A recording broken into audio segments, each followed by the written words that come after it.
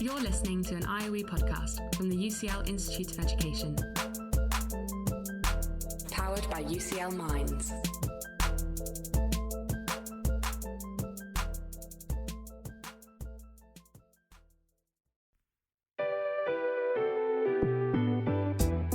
This is Research for the Real World. Conversations with researchers about the paths they've taken to shape our everyday lives.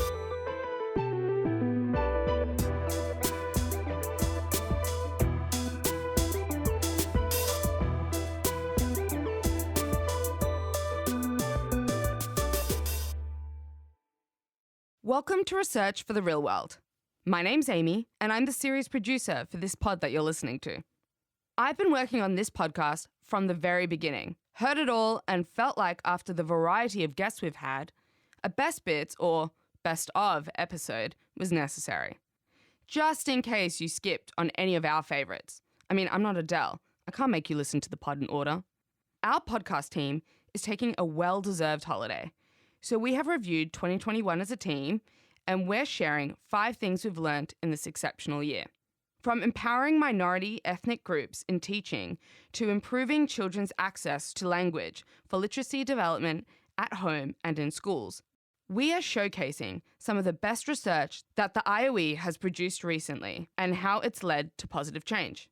So listen up and let's get started. On Season 8, Episode 3, Dr. Kerry Wong spoke to Dr. Antonina Terashenko, who recently completed a project on the issues of Black, Asian and minority ethnic, better known as BAME, teachers' employment and retention, and its policy implications. Have a listen.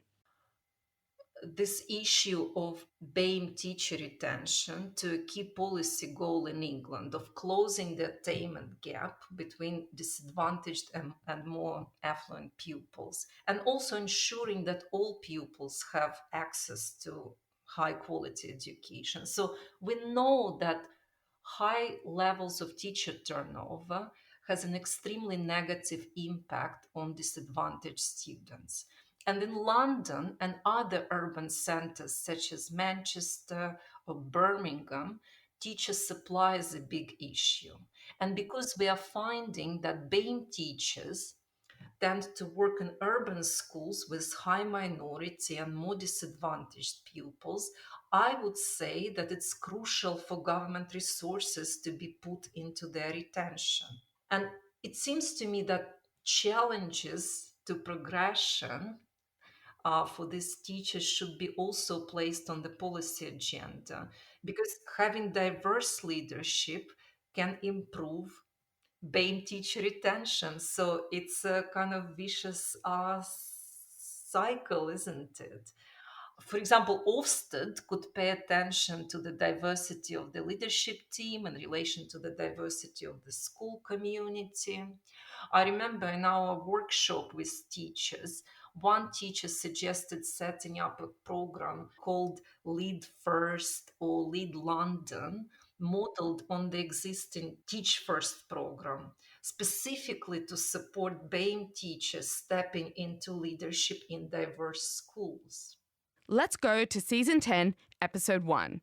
Dr. Sam Sims interviewed Professor Kerry Jewett, who presented some great examples of interdisciplinary research work, highlighting the importance of social sciences research being future-facing and forward-thinking. And through the performance, it opened up this really imaginative, exploratory, slightly risky space for people to get in touch with touch, if you like. So it started, it's fascinating to think about now, because this was in January 2020. So it was just before COVID hit the UK. And it would be an impossible thing to do now. It would be an irresponsible and unethical thing to do now. But the performance then, we started with a ritualistic washing of every participant's hands, which I was a part of doing.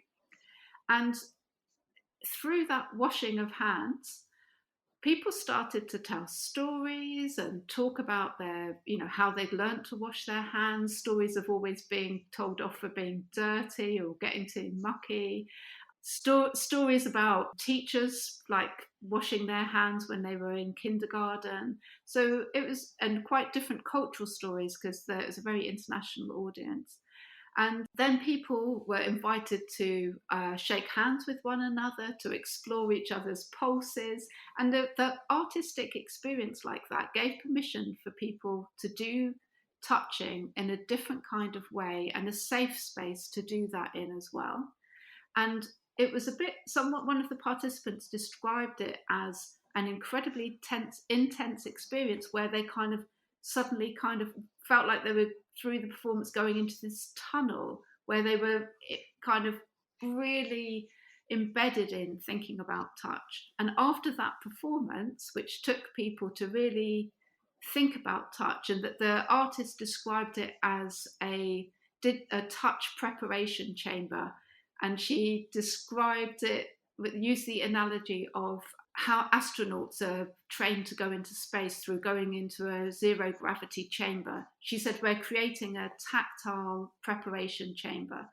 So after that hour, we then did a workshop where we got people to process the experience they'd had around touch and to explore that experience and what touch meant to them and the kinds of social norms and practices that they were embedded in. So working with an artist created a new kind of research environment for us to explore. It gave people a new set of resources and a new set of experiences that they could really think with in a very deep and rich way. Dr. Ruani Tupaz and Dr. Kerry Wong hit it off on Season 9, Episode 3, where they spoke about multilingualism and pop music, particularly in Asia.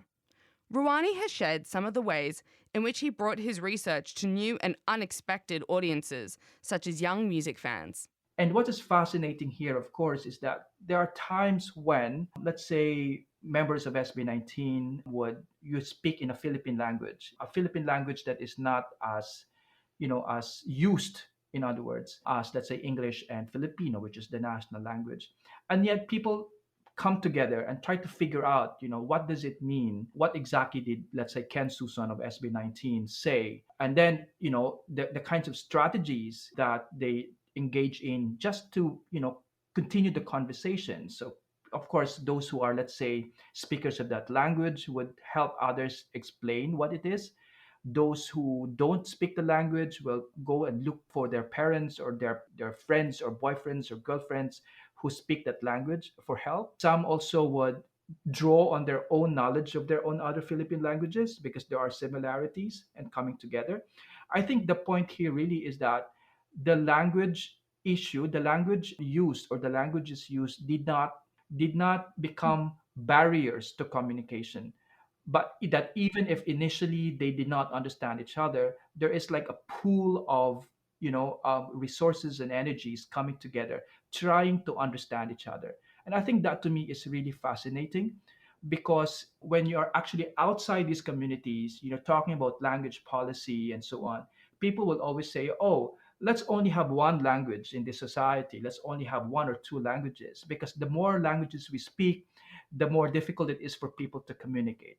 But actually, on the ground, that's not the point. If there is a desire to understand each other, languages do not really matter as much. It is your attitudes towards people. If you want to know more about people, definitely you will find ways. On Season 9, Episode 1, Professor Chloe Marshall and Dr. Sam Sims spoke about children's language and early literacy development, and how language and literacy set the foundation for academic learning. The chat was particularly relevant to issues around deaf children's access to language in home and in school. Check it out. Well, this is work that's led by my colleague, Dr. Manjula Patrick at the Deafness, Cognition and Language Research Centre. We're developing a course. As I said earlier, many teachers will not come across a deaf child in their teaching, will just come across one or two deaf children, and therefore don't really feel well equipped as to how to support the deaf child, and may be very unaware of the communication needs of the deaf child, may be unaware of the need, for example, of deaf children to speech read, so to to be able to look at the lips and the jaw movements and use those to supplement the residual hearing that they may have and the hearing that they get through their amplification device. They may not be aware, for example, of the difficulties that deaf children have in following a multi-speaker conversation. So deaf children will need to look at the face, and during a conversation with several people will need to reorient. So what we're doing with this toolkit, it's going to be an online self-paced learning module that teachers and education professionals will be able to take, and it's going to be freely available, and it's going to be launched sometime in 2021. It's been a little bit delayed by COVID, but then so many things have.